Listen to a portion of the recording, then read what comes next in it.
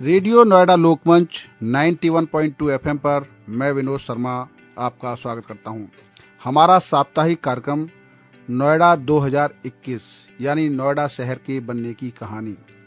इस सीरीज में हम ऐसे लोगों को जोड़ते हैं जिन्होंने नोएडा को बनते देखा, नोएडा को बनाने में अहम भूमिका निभाई और साथ ही उनका अनुभव है कि जब वो आए थे तो उन्होंने नोएडा कैसा देखा और आज जो बदलाव लगा वो क्या सोचते हैं।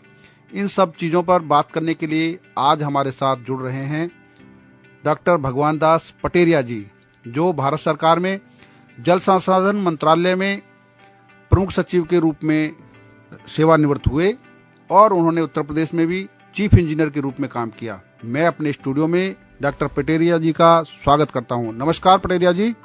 जी नमस्कार, धन्यवाद। 1986 में हमने केंद्रीय सरकारी सेवा सहकारी भूमि तथा गृह निर्माण समिति से प्लॉट लिया जी और 1987 में ही मकान बना लिया। हमने मकान तो बना लिया था सेक्टर 36 में, लेकिन चारों तरफ कुछ भी नहीं था। तो लोगों ने कहा कैसे रहोगे। अब हमने सरकार से लोन लिया, ये किराए पर जाना नहीं है, अब क्या करें। हमने एक कुत्ता पाला और कुत्ते के साथ फिर हम रहे। अच्छा। चारों तरफ बिल्कुल वीरान था, मतलब ये हमारे पूरे सेक्टर में 36 में दूसरा मकान था, सेकंड हाउस। अच्छा। बिजली नहीं थी। फिर बिजली के लिए कनेक्शन किया। फिर जब एक साल बाद 10-20 लोग रहने लगे तो फिर एक RW बनाई अनरजिस्टर्ड, मैं उसका महासचिव बना और फिर हम लोगों ने प्रयास किया। तब फिर बिजली के खंभे लगे, सारा कुछ, यानी कुछ भी नहीं था। और जो सामने सेक्टर 37 है जी, उसमें भी बसावट ना के बराबर थी। ई ब्लॉक तो बन गया था यहाँ का जो गवर्नमेंट का बनाया हुआ है, लेकिन 1 रूम सेट, लेकिन उसमें भी बसावट ना के बराबर थी। रात में तो निकल ही नहीं सकते थे, अंधेरा था। यहाँ तक कि एक सप्ताह हम जंगल में जैसे गांव में जाते ऐसी टॉयलेट गए। अच्छा। बाद में हाँ, क्योंकि कनेक्शन मिलेगा तब तो टॉयलेट वो होगा इस तरह से। और कहीं कोई सिर्फ एक 300 नंबर बस चलती थी केंद्रीय सचिवालय के लिए यहाँ से। फिर धीरे धीरे धीरे धीरे 1 साल बाद कुछ चार्टर्ड बस चलने लगी। मेरा कार्यालय RK पुरम में था और अब तो कहने क्या है। लोगों ने कहा, देख करके मैंने फोटो भी रखा है अभी अपना, उसमें D11 सेक्टर 36 लिखा हुआ है और वहाँ से आप सड़क से देख सकते हैं कि ये मकान है। चारों तरफ है। पार्क के नाम पर बस जगह छोड़ी हुई थी, कुछ नहीं था। रोड भी ऐसी टूटे फूटे थे, सब कुछ था, लेकिन ये था रोड की जगह थी, तो ऐसा नहीं कि कोई कब्जा कर ले। और बड़े आराम से फिर धीरे धीरे धीरे बसावट होती गई। आज तो आप स्थिति देख ही रहे हैं। फिर मैं आगरा से आता था कभी टूर पर, क्योंकि मैं आगरा मेरी पोस्टिंग थी। तो ये जो कैनाल है, आगरा कैनाल है जी जी जी, उसको क्रॉस करके धीरे धीरे धीरे धीरे आते थे ओखला तरफ से।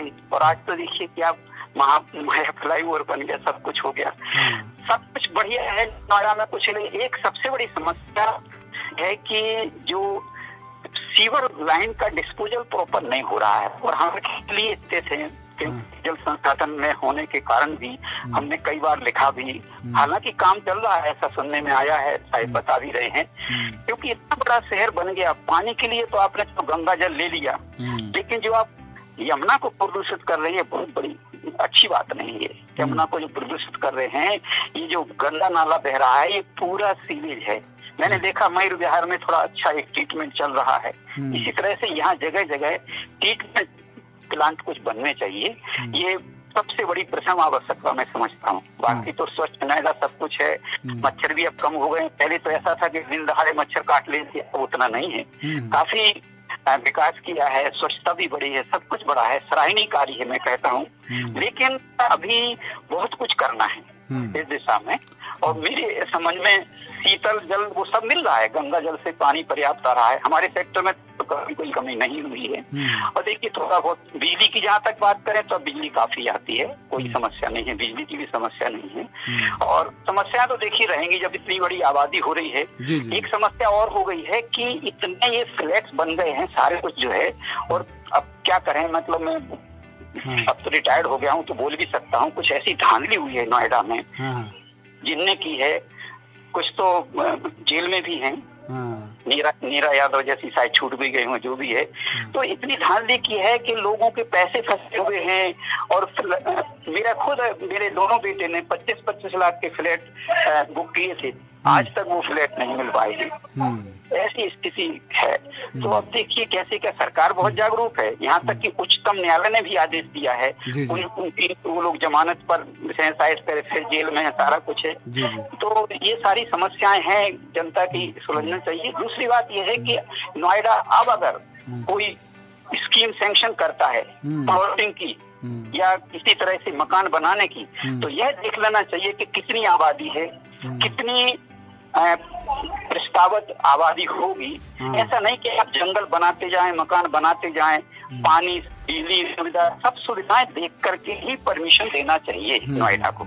ये बहुत आवश्यक है। मेरा ही सवाल ये है कि जब आपने पहली बार नोएडा का नाम सुना था तो कैसे सुना था, किसी के जरिए का था, बस वो मैं पूछ रहा हूं। मैं बताऊं, नोएडा ये कहानी शायद हम आपको कई बार बता चुके हैं व्यक्तिगत रूप से कि हमने 1400 बीघा जमीन, जहां आज सेक्टर 6 है, नोएडा का ऑफिस है, 1400 बीघा जमीन खरीद करके हमारी सोसाइटी ने और यमुना विहार नामक कॉलोनी बनाने वाले थे। तो जैसी शायद मई 76 में हुआ है कि नोएडा का ऐसी कुछ हुआ है। अप्रैल 76 में।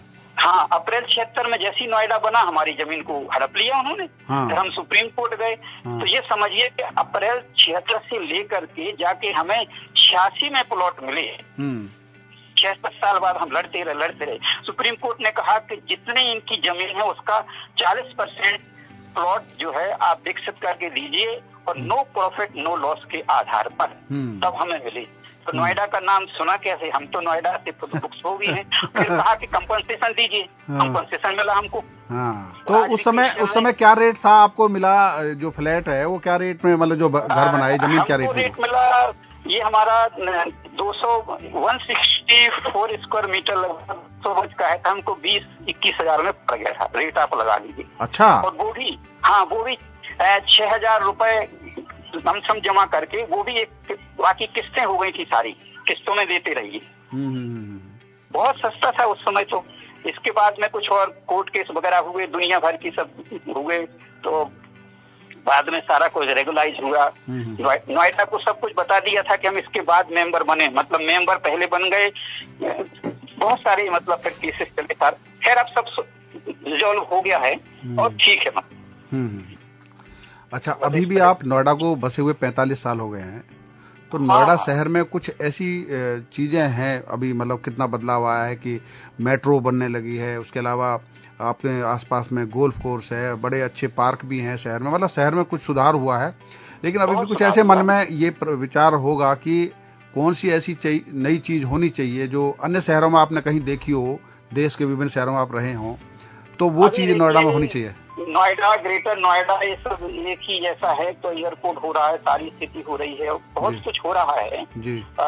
मैं अभी वो चीज स्ट्रेस करूंगा कि एक तो सीवर का ट्रीटमेंट होना चाहिए, सीवर लाइन का, मतलब जिसमें पानी, मतलब उसको ट्रीटमेंट करके नदी में छोड़ा जाए, नंबर 1। और दूसरा नंबर ये है कि अब कोई स्कीम प्लॉट ऐसे न निकाले जाए आंख नीच करके। पहले ये देख लिया जाए कि अभी कितने प्लॉट हैं, कितने मकान हैं, कितनी आबादी है, कितने खाते पड़े हैं, क्या है, आवश्यकता कितनी है, कितनी संभावित आबादी आने वाली है, उसका प्लान करके जो है वो किया जाए। इसके अलावा अगर आप ऐसे करते जाएंगे अंधाधुंध, तो फिर वही होगा, बिना प्लानिंग करके लोगों को पानी नहीं मिलेगा, ये नहीं होगा। फिर दिल्ली का क्या हाल हो रहा है? दिल्ली का यही हाल हो रहा है कि पहले अनऑथराइज्ड कॉलोनी है, फिर कॉलोनी। और जैसे झुग्गी झोपड़ी है, इसका भी ये होना चाहिए, हो भी रहा है। या झुग्गी झोपड़ी हटा करके उनको फ्लैट दिए जा रहे हैं, लेकिन उसका बिल्कुल फुल प्रूफ होना चाहिए कि एक बार अगर फ्लैट ले लिया तो फिर वो बेच बाज करके फिर झुग्गी डाल लें। ये अब तो आधार कार्ड है, बहुत सारी समस्याएं हैं, तो अब तो कोई समस्या नहीं है। अब तो आइडेंटिफिकेशन आराम से हो सकता है। होना चाहिए।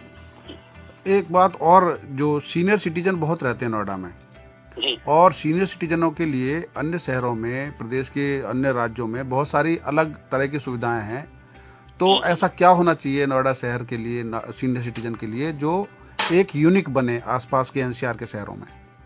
देखिए, एक तो अभी जैसे बैंकों का भी है, आदेश भी है कि भाई सीनियर सिटीजन को, और खास करके 80 साल की उम्र के बाद भी उनको हम सर्विस देनी चाहिए, तो वो भी नहीं है, तो वो होना चाहिए।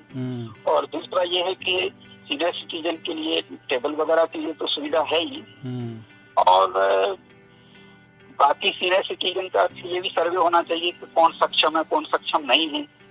और जो सक्षम नहीं है, जैसे मान लीजिए इसी कृपा से मैं एकदम सक्षम हूँ, कोई पेंशन अच्छी मिल रही है, बच्चे भी सेटल है, मकान है, सब कुछ है, ऐसे सीनियर सिटीजन हो सकते हैं जो कि बिल्कुल मतलब परिवार से भी वैसे हो, सारा कुछ हो, तो उनको थोड़ा सा कुछ आवास की, उनको मत की कुछ थोड़ा सा ये होना चाहिए। वो बिना सर्वे के संभव नहीं है। सर्वे के लिए जो है NGO वगैरह लगाई जा सकती है, सरकार खुद कर सकती है, तो ये थोड़ा सा होना चाहिए। पटेजा जी, अपने जीवन यात्रा पर भी कुछ रोशनी डालिए कि कहाँ से आपका जन्म हुआ और कैसे लाइफ को आगे बढ़ाते हुए आप नोएडा तक पहुँचे। ऐसा है, मेरे एक छोटे से गांव में हुआ था। इस पर एक मैं किताब भी लिख रहा हूँ, भगवत कृपा अनुभूति, वो 88 पेज की बिल्कुल प्रिंटिंग में है, ऑर्डर देना है, प्रिंट ऑर्डर। सारांश उसका ये है कि मैं छोटे से गांव से हुआ, ईश्वर की ऐसी कृपा हुई कि जब मैं पढ़ने योग्य हुआ तो स्कूल खुल गया, 5वीं तक पढ़ ली, 1 साल पढ़ाई बंद हो गई, इस हिसाब से किसी के सहारे 1 साल और पढ़ लिया, बंद होने वाली थी, फिर ईश्वर की कृपा हुई कि 2 साल पढ़ लिया, फिर पढ़ाई बंद हो गई, फिर जो है ईश्वर की कृपा ऐसी हुई कि मैं ट्यूशन पढ़ाते गया, फिर जो है पॉलिटेक्निकल ली, और भगवान से प्रार्थना की मुझे ऐसी जगह पोस्ट करो जहाँ मैं EMI कर सकूं। मुझे बस्तर में मिल गया ऐसा स्थान, इंद्रावती नदी के किनारे पे सर्वे था, तो वहाँ मैं अपना सर्वे में लग गया और अपना पढ़ाई करता रहा। वहीं से मैंने 3 साल में EMI कर ली, डिग्री प्राइवेट, फिर वो प्रैक्टिकल वगैरह दे दिए, सब कुछ हो गया। और वहीं से किसी ने कहा, जब आप ना किसी कोचिंग से यहाँ रह करके EMI कर सकते तो आप UPSC क्लास 1 के लिए अप्लाई कीजिए। तो ईश्वरी कृपा से मैंने अप्लाई किया और फर्स्ट अटेम्प्ट मेरा सिलेक्शन हो गया, केंद्रीय जल आयोग में असिस्टेंट डायरेक्टर बन के आ गया। और एक बार क्लास 1 सर्विस में सिलेक्ट हो गया, आप जानते फिर तो मीटर चलेगा प्रमोशन का, और क्योंकि जल्दी रिटायर्ड हो गया तो मैं सेक्रेटरी लेवल तक भी पहुंच सकता था। तो मतलब टॉप से जस्ट 1 नीचे तक मेरा रिटायरमेंट हो गया। तो ये सब ईश्वर की कृपा ही मानता हूँ। परिश्रम तो सब कोई करते हैं, पर ईश्वर की कृपा, बड़ों का आशीर्वाद, सब कुछ हो तो फिर आदमी बहुत कुछ आगे बढ़ सकता है। अच्छा, कोई ऐसा रोचक किस्सा भी हमारे साथ शेयर कीजिए जो आपके नौकरी के कार्यकाल में रहा हो और जिसको अभी तक आप भूले नहीं है। जी। मैं डायरेक्टर था मॉनिटरिंग में और बांधों का निरीक्षण करता था। तो एक बार मैं उर्मल डैम में गया, उत्तर प्रदेश में है, वहाँ पर सारी पिचिंग उसकी गई थी और हाल ही में डैम बना था, उसका लगभग 1 करोड़ चुकाने की, रिपेयर की। अब सिंचाई विभाग की किसी की हिम्मत नहीं पड़ रही थी।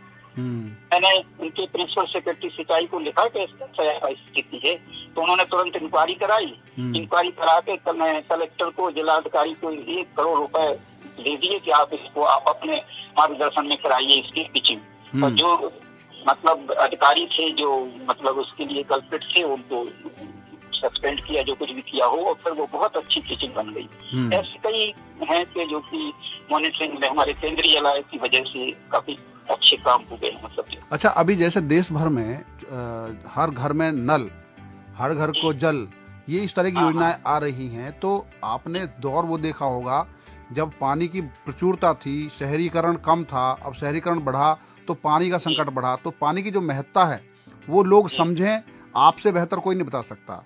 क्या करना चाहिए लोगों को पानी के बचाव करने के लिए, पानी को बचाने के लिए? हाँ, ये करना चाहिए कि बिना मतलब का फालतू खर्च नहीं करना चाहिए। आजकल क्या है कि गांव में, मैं अपने गांव में देख, अब छोटी सी आबादी है, अब पहले 1000 की 2000 की आबादी होगी कि घर घर लोगों ने बिजली का कनेक्शन मिल गया है, तो बोरिंग करा ली है और पानी धड़ाधड़ बहरा रहे हैं, तो उससे मच्छर पैदा हो रहे हैं, क्योंकि पानी, बिजली भी फ्री है, पेमेंट कर ली रहे हैं, पानी भी फ्री है। तो अब जो है सरकार ने हर गांव में पानी देने की योजना, हमारे गांव में भी आ रही है वो योजना, और बिल्कुल पास हमने देखा कि पाइप पड़े हुए हैं।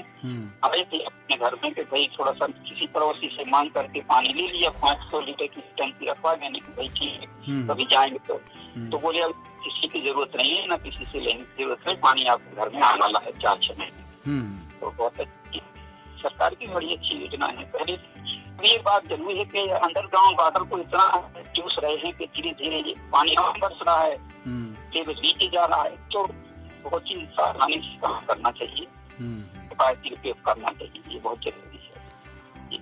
आपने रेडियो नोएडा लोकमंच 91.2 एफएम पर शेयर की नोएडा शहर की यादें और अपने जीवन यात्रा से जुड़ी बातें, बड़ी रोचक बातें रहीं और आपने अच्छी जानकारी और लोगों को आह्वान भी किया कि पानी को बचाएं, पानी की बर्बादी ना करें। आपका इसके लिए बहुत बहुत धन्यवाद डॉक्टर पटेरिया जी। उसका रेडियो नोएडा लोकमंच 91.2 एफएम पर अभी आप सुन रहे थे डॉक्टर भगवान दास पटेरिया जी को, जो बता रहे थे नोएडा शहर में जब वो आए थे तो कैसे उन्होंने माहौल देखा, किस तरीके से सेक्टर 36 में उनका दूसरा घर था जो बना था और 300 नंबर की बस चलती थी उस समय, और कैसे हालातों में उन्होंने नोएडा में रहना शुरू किया। और आज जब वो नोएडा में रहते हैं तो देखते हैं कि किस तरह की बड़ी समस्या उनके सामने है, उसका भी उन्होंने जिक्र किया। आपको ऐसे लोगों के साथ जोड़ते रहेंगे। आप सुनते रहिए रेडियो नोएडा लोकमंच 91.2 एफएम, आपकी अपनी आवाज़। धन्यवाद।